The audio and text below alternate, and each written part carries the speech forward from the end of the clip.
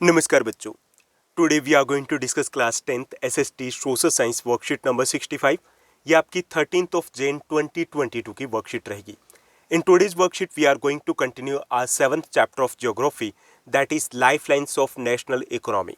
ये इस चैप्टर का 6th पार्ट रहेगा। अब तक हम क्या कुछ डिस्कस कर चुके हैं, थोड़ा सा रिकैप्चुलेट कर लेते हैं। इस चैप्टर में अब तक हम डिस्कस कर चुके हैं about the importance of the transport system, roadways, railways, waterways, pipelines, उनकी हमने बात की थी। और जो हमारी प्रीवियस वर्कशीट थी उसमें हमने डिस्कस किया था अबाउट द 12 मेजर जो पोर्ट्स हैं इंडिया की, वेस्टर्न कोस्ट के ऊपर और ईस्टर्न कोस्ट के ऊपर, उनके इंपॉर्टेंट फीचर्स को हमने डिस्कस किया था।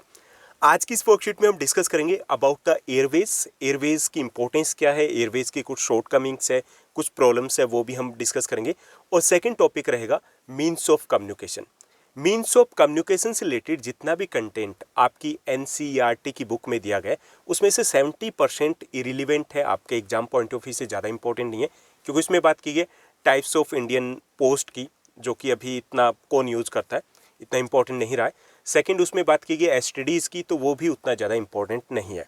तो चलिए शुरुआत करते हैं हम आज की इस वर्कशीट के। And first of all we will discuss about the airways. Airways के बारे में जब भी हम सोचते हैं तो सबसे पहले माइंड में क्या आता है? This one is the fastest mode of transport, सबसे तेज है। आप यहाँ से अगर देहरादून जाने की सोच रहे हो, दिल्ली से अगर हमें देहरादून जाना हो तो 5-6-7 घंटे लगेंगे।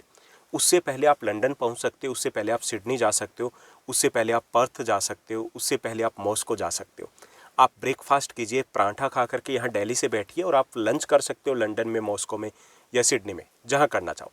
तो ये फास्टेस्ट मोड ऑफ ट्रांसपोर्ट है। अगर हम रेलवे से कंपैरिजन तो हमारी ट्रेन ही 10-12 घंटे लेट चलती है। तो सबसे इंपॉर्टेंट जो फीचर होता है एयरवेज का, this one is the fastest mode of transport. Second one, this one is the most comfortable mode of transport, सबसे कंफर्टेबल भी है। आपने ट्रेवल करने का अगर आपको मौका नहीं मिला तो आपने मूवीज़ वगैरह में ज़रूर देखा होगा कि आप जहाँ पर बैठते हो उसके बगल में बिल्कुल एक बटन होती है, क्लिक कीजिए, सब कुछ, सारी फैसिलिटीज़ आपको वहीं सीट के ऊपर अवेलेबल होगी। कंफर्टेबल है इन द सेंस कि आपको सारी फैसिलिटीज़ मिल जाती है। कंफर्टेबल इन द सेंस कि आप टायर्ड बिल्कुल भी फील नहीं करते। आप अगर 5-6 आवर्स या पूरी आधी दुनिया भी अगर आप ट्रेवल कर लेते हो उसके बाद भी फ्रेश फील करोगे। ओके, नेक्स्ट वन जो इसका important, this one is the prestigious mode of transportation. भाई वीआईपी कोटे में आ जाता है। आपकी पॉकेट का साइज बड़ा होना चाहिए। आप अगर अकेले ट्रेवल करना चाहते हो तो वो भी आप ट्रेवल कर सकते हो। तो ये कुछ इंपॉर्टेंट फीचर्स है जो हम सबसे पहले जब एयरवेज के बारे में सोचते हैं तो हमारे माइंड में आते हैं कि सबसे तेज है, ये फास्टेस्ट मोड ऑफ ट्रांसपोर्ट है, मोस्ट कंफर्टेबल है और वीआईपी कोटे में आ जाता है। इसके साथ साथ it can cover very difficult terrain like the high mountains, dreary deserts, dense forest along oceanic stretches with great ease। यहाँ पर हम कोई भी डिफ़िकल्ट टेरेन, चाहे वो हिली एरियाज आ जाए, वहाँ पे हम जा सकते हैं। रोडवेज से जाना इतना इजी नहीं होता, या फिर जो डेंस फॉरेस्ट होते हैं वहाँ पे हमें जाना है, या फिर हमें आइलैंड तक जाना है, तो सबसे बेस्ट वे जो होता है वो एयरवेज होता है, तुरंत हम पहुँच सकते हैं। इसके साथ साथ it is very helpful in the north eastern states की बात करें तो वहाँ ज़्यादा हेल्पफुल है। ये एक इंपॉर्टेंट टॉपिक है जो आपके लास्ट 10 ईयर्स की बात करें तो सीबीएसई के एग्जाम में 6-7 टाइम्स ये क्वेश्चन आपसे पूछा गया। नॉर्थ ईस्टर्न स्टेट्स में ये इतना इंपॉर्टेंट क्यों है? इसका सीधा से मीनिंग है कि वहाँ पर जो रोडवेज है एंड रेलवेज है, these are not much developed because of the difficult terrain, hilly area वो डेवलप ही नहीं हो पाए। Next thing is that dense forest are there, and इसके कारण भी वहाँ पर रोडवेज और रेलवेज है वो डेवलप नहीं हो पाए। And third thing is that thousands of rivers are there in the north eastern states. If we suppose that if we try to develop there, हमें कई सारे ब्रिज डेवलप करने पड़ेंगे, कंस्ट्रक्ट करने पड़ेंगे, और हर साल क्या होगा, बह जाएंगे बाढ़ में। ओके, फ्लड वहाँ पे फ्रीक्वेंट होती है, नॉर्मल होती है। तो इसलिए वहाँ पर जो सबसे इम्पोर्टेंट जो वे ऑफ ट्रांसपोर्ट बचता है तो वो है एयरवेज। ओके, तो यहाँ पे आपको बताने कि why the Airways is most important mode of transport in the north eastern states. तो आप बताओ कि वहाँ पर हिली एरिया, डिफिकल्ट टेरेन है, so it is not so easy to construct और to lay the railway lines और to construct the roads. Second thing, we need to construct thousands of bridges, और वो भी फ्लड में बह जाएंगे। Dense forest area, so again वहाँ पर डिफ़िकल्टीज आती है कि हम रेलवेज या फिर जो रोडवेज है उसको डेवलप कर पाएँ। तो इसलिए वहाँ पर नॉर्थ ईस्टर्न स्टेट्स है, वहाँ पे प्रेफरेंस दी जाती है एयरवेज को। इसके पीछे एक और लॉजिक भी है, एक और रीज़न भी है कि वहाँ पे 50% कंसेशन दिया जाता है गवर्नमेंट की तरफ से, क्योंकि बाकी मोड ऑफ ट्रांसपोर्ट अवेलेबल नहीं है, तो इसलिए भी वहाँ पर एयरवेज को प्रेफरेंस दी जाती है। पवन हंस हेलीकॉप्टर एक प्राइवेट लिमिटेड कंपनी है जो वहाँ पर इस टाइप की सर्विसेज प्रोवाइड करती है। इसके साथ साथ अगर हम और फीचर्स की बात करें एयरवेज की, तो इसमें एक और इम्पोर्टेंट फीचर ये भी है कि it is very important for the security of the country की जब डिफेंस की बात करते हैं, हम सिक्योरिटी की बात करते हैं, तो उस वक्त इनकी इंपॉर्टेंस है वो और ज़्यादा बढ़ जाती है।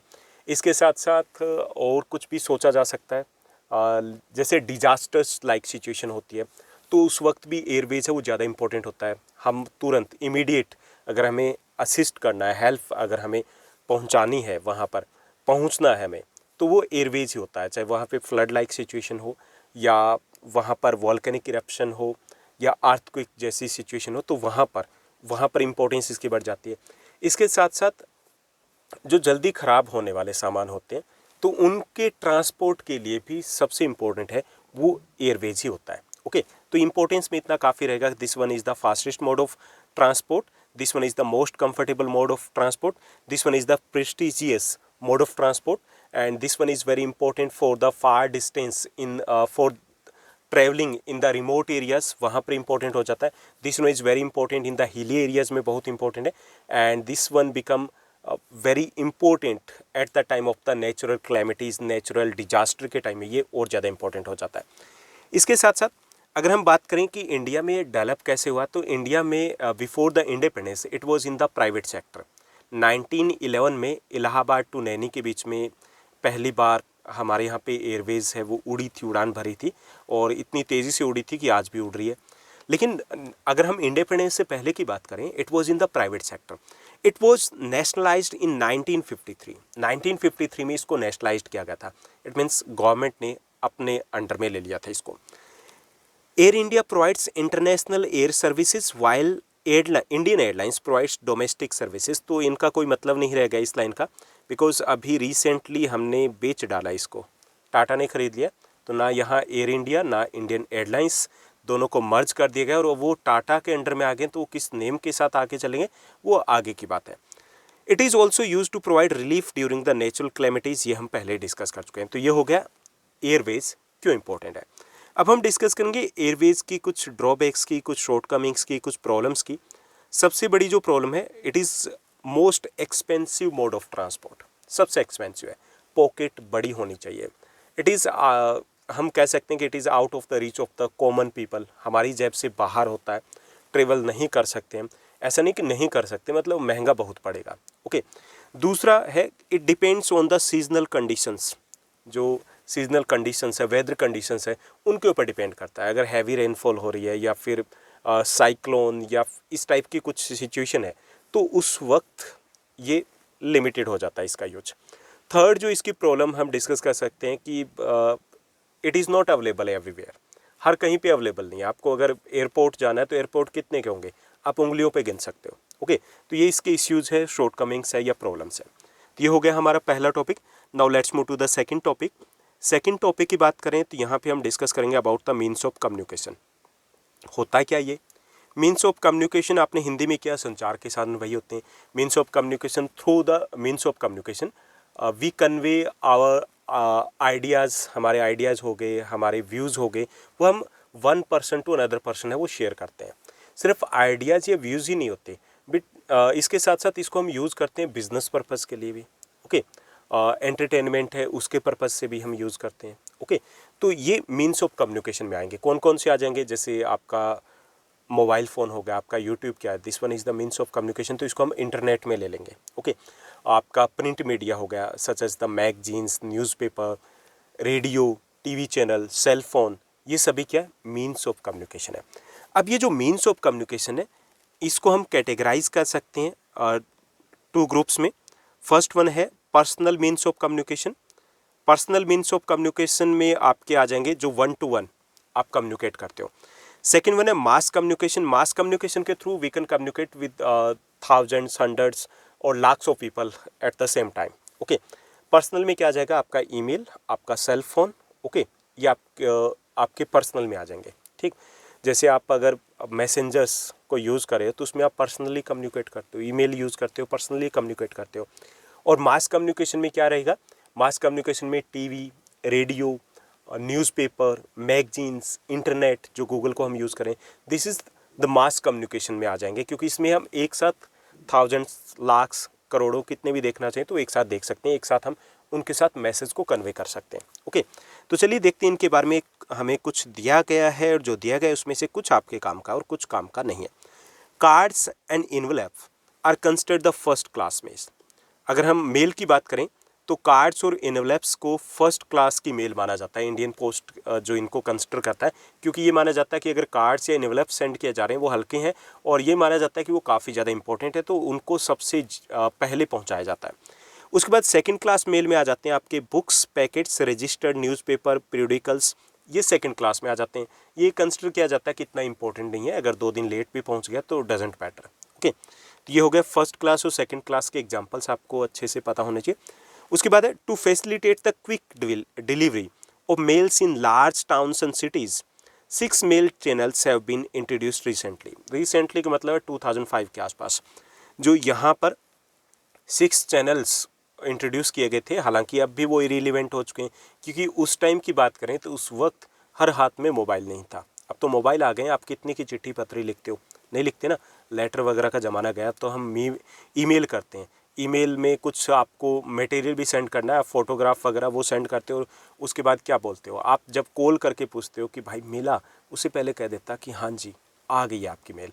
ओके, तो यहाँ पे to facilitate the quick delivery of the mails in large towns और सिटीज़ 6 मेल चैनल्स है, वो 2005 में इंट्रोड्यूस किए गए थे।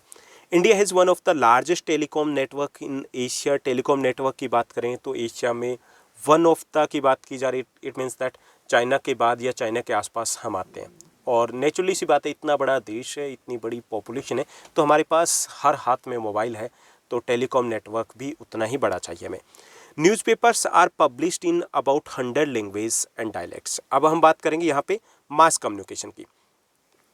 अगर मास कम्युनिकेशन की बात की जाए तो मास कम्युनिकेशन में आपका सबसे पहले न्यूज़पेपर आते हैं जो रूरल एरिया तक पहुँचे हुए, तो 100 लैंग्वेज है, वहाँ उनमें हमारे यहाँ पर न्यूज़पेपर वो पब्लिश होते हैं। Along with the entertainment it creates awareness among the people about the various national programme and policies. Entertainment के साथ साथ यहाँ पे इन्होंने एक लाइन उठा ली है, कहाँ से, आपके एनसीईआरटी बुक में से, और किस से उठाई है, टीवी से रिलेटेड उठा लिया और यहाँ से इसको कनेक्ट कर दिया न्यूज़पेपर के साथ। चलिए हम इसको भी कनेक्ट कर लेते हैं।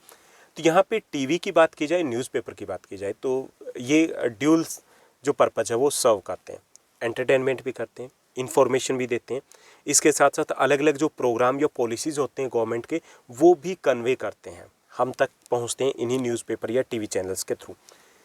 The central board of the film certification CBFC is the authority to certify both Indian and foreign films. इसके साथ साथ अगर हम बॉलीवुड की बात करें, फिल्म की बात करें, मूवीज़ की बात करें, तो जो मूवीज़ है वो भी मास कम्युनिकेशन में आएंगे, एंटरटेनमेंट भी करते हैं और कुछ इंपॉर्टेंट जो मैसेज है वो भी कन्वे करते हैं। इनको सर्टिफाई करने के लिए CBFC एक बोर्ड बनाया गया है जो सेंसर करता है। आपने देखा होगा जब मूवी स्टार्ट होती है तो उसमें A, B एट्सेट्रा A+ या ऐसा कुछ दिए जाते हैं, सर्टिफिकेट्स दिए जाते हैं, वो शुरुआत में आते हैं।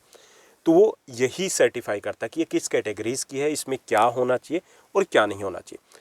All India radio Akashvani broadcast a variety of programme in national, regional and local language. इसके साथ साथ ऑल इंडिया रेडियो है, अब तो FM भी आ गए हैं, तो वो भी ब्रॉडकास्ट करते हैं वेरियस लैंग्वेज या डायलेक्ट्स में प्रोग्राम्स। ओके, तो ये मास कम्युनिकेशन में आ जाएगा। क्लियर? तो ये था हमारा आज की इस वर्कशीट का कंटेंट। अब इसी पर बेस्ड हैं 2 इजी क्वेश्चंस जिनको हमें सॉल्व करना है। Let's move to the first question. First हमें क्वेश्चन दिया गया, state the importance of the means of communication है, उसकी इंपॉर्टेंस बतानी है। वैसे यही क्वेश्चन आपका बनेगा, इसके अलावा और कुछ नहीं बनने वाला यहाँ मीन्स ऑफ कम्युनिकेशन के टॉपिक से। First one, it is time saving. Through modern means of communication we can deliver a message immediately, this saves time. First है कि जो मॉडर्न मीन्स ऑफ कम्युनिकेशन है ये टाइम सेविंग है। हम अपने मैसेज को कम्युनिकेट करना चाहते हैं, हम कैसे करते हैं, क्लिक करते हैं मेल के थ्रू, यहीं से जैसे ही क्लिक किया विद इन सेकेंड्स वहाँ पे पहुँच जाएगा आपका USA, रशिया, ऑस्ट्रेलिया, न्यूजीलैंड, जहाँ आपको पहुँचाना है। पहले क्या होता था भाई, घोड़े लेकर के जाते थे, मैसेज डिलीवर करते थे, वापस आते थे, कितना लंबा चौड़ा एक तामझाम था। उसके बाद पोस्ट आ गई। पोस्ट के थ्रू भी अगर जाते थे तो भी उसमें एक टाइम कंज्यूमिंग होता था। अब इसमें टाइम सेविंग है। आप चैट करते हो, ये क्या है? ये तो मॉडर्न मीन्स ऑफ कम्युनिकेशन है। चैट करते हो, मैसेज किया, तुरंत आप यहाँ पे अब कमेंट करोगे, नीचे कमेंट्स किए, तुरंत मुझे मिल गए, नोटिफिकेशन आ गया। ओके, तो ये क्या है? टाइम सेविंग है। Second one is money saving.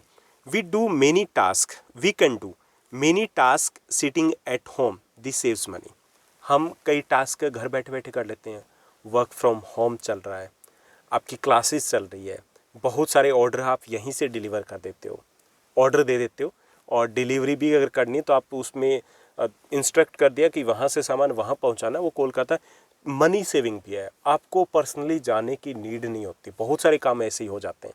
Okay, तो ये मनी सेविंग भी करता है जो मॉडर्न मीन्स ऑफ कम्युनिकेशन है।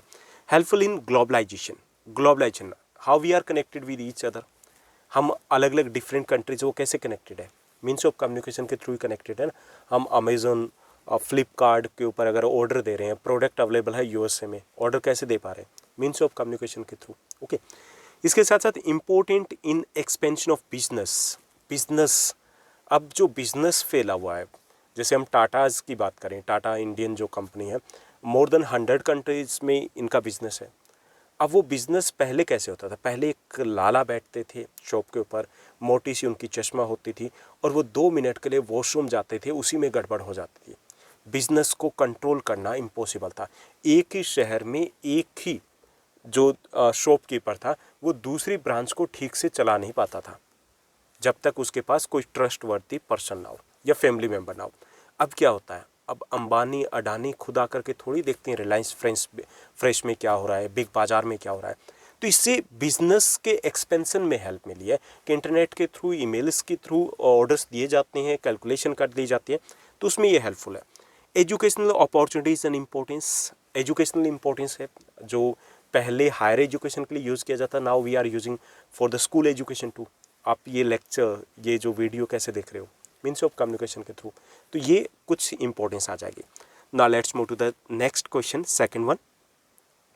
सेकंड हमारा क्वेश्चन रहेगा, describe the major problems of air transport. की कुछ मेजर प्रॉब्लम है हमें बतानी है, एयरवेज की इश्यूज, शॉर्टकमिंग कह लीजिए। Air transport is the most expensive mode of transport which is out of the reach of common people. आम लोग हैं, उनकी पहुंच से लगभग बाहर है, बड़ी जेब चाहिए, बड़ी पॉकेट होनी चाहिए। Second, the use of air transport depends on the weather conditions है, उसके ऊपर डिपेंड करता है। वेदर कंडीशंस जो है वो सही नहीं है तो इट मीन्स दैट हम कुछ नहीं कर सकते, वहीं पे वेट करना होगा। The facility of air transport is not available everywhere, सब जगह अवेलेबल नहीं है। अगर एयरपोर्ट की बात करें तो अगर हम जैसे यूपी की बात करें तो यूपी में 6 एयरपोर्ट हैं अभी जो कंस्ट्रक्ट हो रहे हैं, डेवलप हो रहे हैं, उनको इंक्लूड कर दिया जाए, यानी कि इतनी ज़्यादा नहीं है जितने की रिक्वायरमेंट है पॉपुलेशन के अकॉर्डिंग। तो ये इसकी कुछ प्रॉब्लम्स, इश्यूज़ या शॉर्टकमिंग्स है। तो ये थी हमारी आज की वर्कशीट। आई होप सब कुछ आपको अच्छे से समझ में आया होगा। अगर आपको ये वीडियो, ये वर्कशीट अच्छी लगी तो इस वर्कशीट को लाइक और शेयर ज़रूर कीजिएगा। आज के लिए बस इतना ही। Thank you, bye bye, have a nice day.